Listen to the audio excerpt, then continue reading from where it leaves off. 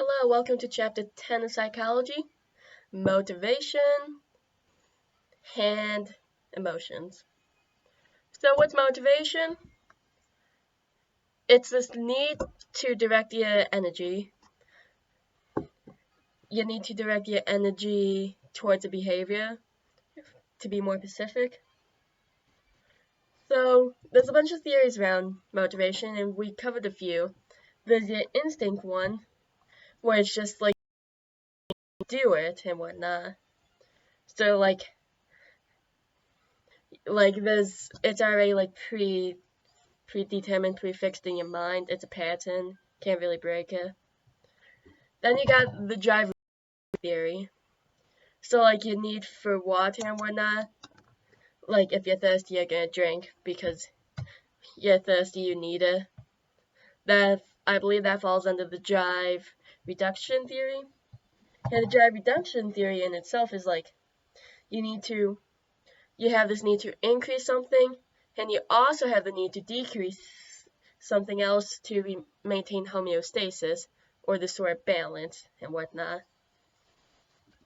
Then you got the arousal theory, where basically I think of it as curiosity, because it's like if you're bored, you want to do something to stimulate yourself. It's the sort of need for stimulation and whatnot, because anything's better than boredom, right? And that's one such motivation. Then you got Maslow's hierarchy of needs, which we talked about a lot.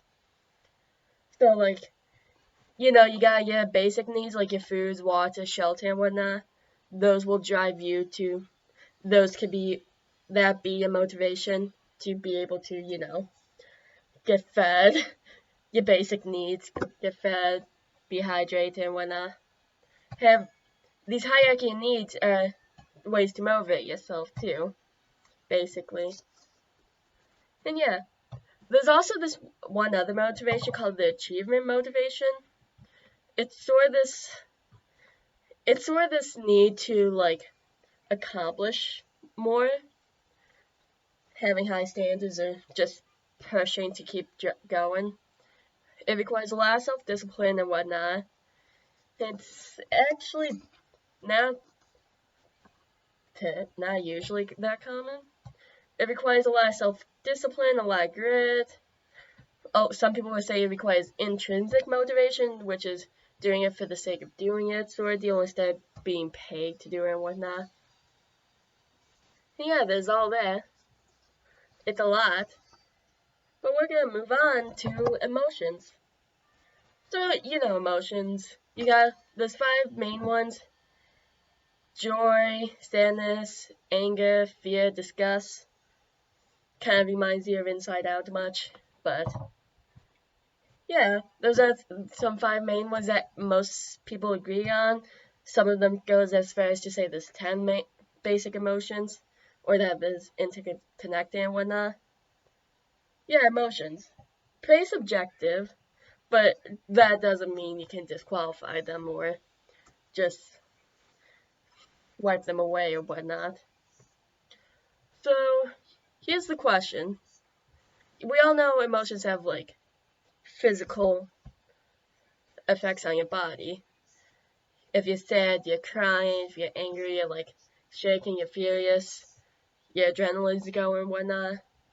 So the question is, does the body react first, then the emotions come on? Or do they happen simultaneously at the same time? Or does it even mean your emotions come first and thus your body reacts to it? Those are all theories that we don't have a real answer for that. It's all pretty interesting. I'm in the theory that they both happen simultaneously. Maybe the emotions even drive it more, but there's a lot to it.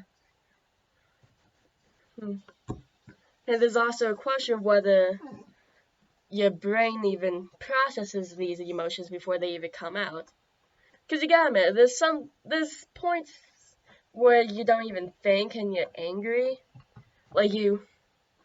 like the anger comes first before the thought process follows, sort of deal.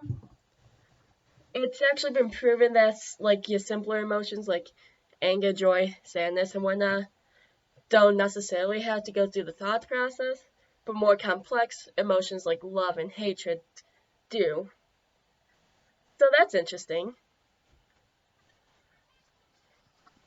So emotions are very subjective, and it's also worldwide. Every culture has emotions and whatnot, and they're pretty universal, more or less. If you're happy, you smile. If you're sad, you frown.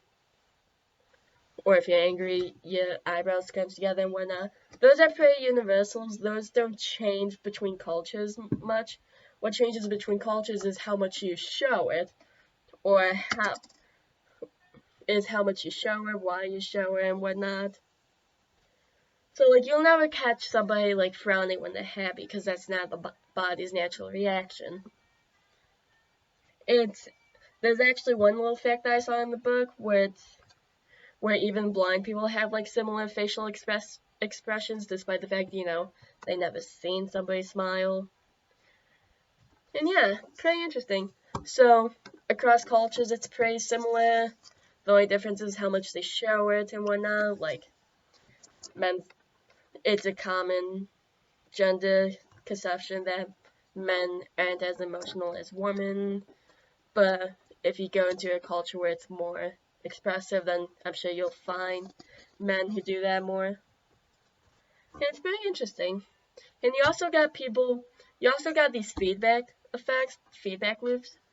Like, let's say you're not happy, but you want to be happy, so you fake a smile and pretend you're happy, and that actually does have a biological effect on your body and makes you feel a little bit happier, sort of deal.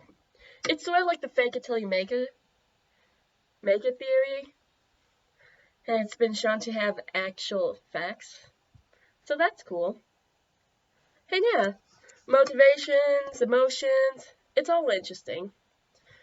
And yeah, have fun with this. I'm off to go do another assignment.